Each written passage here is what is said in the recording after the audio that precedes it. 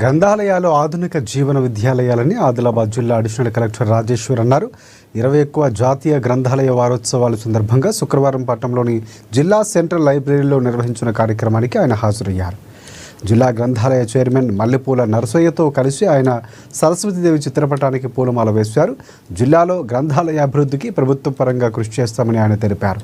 పుస్తక పఠనం నుంచి మంచి అలవాటని ప్రతి ఒక్కరూ దాన్ని అలవర్చుకోవాలని కోరారు. గ్రంథాలు ఇక్కడున్నాయి. ఒక్కొక్క రచయిత తన అనుభవానంతా రంగరించి ఒక సమాజానికి ఒక మంచిని చెప్పాలనే ఉద్దేశంతో ఉన్న మంచిని మనందరం గ్రహించాలి. ఆధునిక జీవన విద్యాలయాలు మనము ఒక మనిషి సమృద్ధంగా తీర్చిదిద్దాలంటే దాంట్లో గ్రంథాలయ పాత్ర చాలా మటుకు ఉంటుంది. నిజంగా నాకు కూడా పాత రోజులు గుర్తొచ్చాయి. అంటే ఈ జిల్లా అడిషనల్ కలెక్టర్గా మరి ఇన్ఛార్జ్ డిఓగా మీరు చాలామందిని చూసుంటారు. అంటే గ్రంథాలయమే జీవితాన్ని మారుస్తుందని నాకు కూడా గ్రంథాలయమే మార్చింది. ఎందుకంటే మీరు ఉస్మానియా యూనివర్సిటీలో ఉన్నప్పుడు దాదాపు 5 years ప్రతిరోజు మార్నింగ్ ఉదయం 8 గంటలకు లైబ్రరీకి వెళ్ళేవాళ్ళం, రాత్రి 9 గంటలకు ఇంటికి వచ్చేవాళ్ళం. మరి అలా చదువుకోవడం ద్వారానే మాకు ఒక సమాజంలో మార్గనిర్దేశం దొరికింది. నేను గ్రూప్ 2 సర్వీసెస్ సెలెక్ట్ అయ్యి ఇక్కడికి వచ్చాను. దానికి జీవన విధానం ఒక బాట వేసినటువంటిది గ్రంథాలయమే. ప్రతిరోజు యూనివర్సిటీ ఆలోచించినటువంటి పరిస్థితుల్లో గ్రామీణ వాతావరణంలో గ్రంథాలయాల్లో జిల్లా హెడ్ క్వార్టర్లలో ఇంత అవేర్నెస్ లేక అప్పుడంతా కూడా సిటీకి వెళ్ళి సిటీ లైబ్రరీలోనే చదువుకునేవాళ్ళు.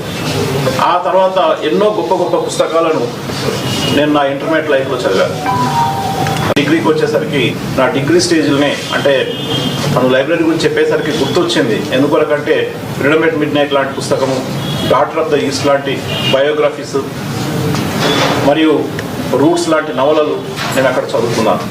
చదువుకున్న తర్వాత ఒక సమాజం గురించి ఒక అవగాహన, ఒక పరిచయం అనేది ఏర్పడ్డది. తర్వాత జీవితంలో ఎప్పుడైతే యూనివర్సిటీకి వెళ్ళినామో లైబ్రరీ ఒక దారి చూపించింది. కాబట్టి విద్యార్థులు ఇందాక చైర్మన్ గారితో మాట్లాడుతున్నప్పుడు మీకున్న షార్ట్ ఫాల్ను చూపించాలని అక్కడ రూమ్లోకి తీసుకొచ్చాడు. తనకు ఆలోచన ఉంది. ఎందుకొరకంటే ఇక్కడ ఇంకా కొంత రూమ్స్ పెంచి విద్యార్థులకు సరైన సౌకర్యాలు కల్పించాలి సార్, కొంత రిపేర్స్ ఉన్నాయని ఇందాక లోపల కూర్చొని డిస్కస్ చేశారు. ఖచ్చితంగా అర్థమైంది. ఎందుకొరకంటే మీకున్న దాంట్లో ఎక్కువ మంది చాలా ఇరుకుగా కూర్చొని కూడా పిల్లలు చదువుతున్నారు. జిల్లా అడ్మినిస్ట్రేషన్ పక్షాన కూడా అవకాశం వచ్చినప్పుడు ఖచ్చితంగా దీన్ని మార్చే ప్రయత్నం చేస్తాం. ఎందుకొరకంటే నా వంతు సహకారం జిల్లా అడ్మినిస్ట్రేషన్ నుంచి ఉంటుంది. దీంతో పాటు మీకు కూడా ఒకటి ఏంటంటే పుస్తకం ఎప్పుడు కూడా మనకి ఇక్కడ నిండు సరస్వతి మాత ఉంది.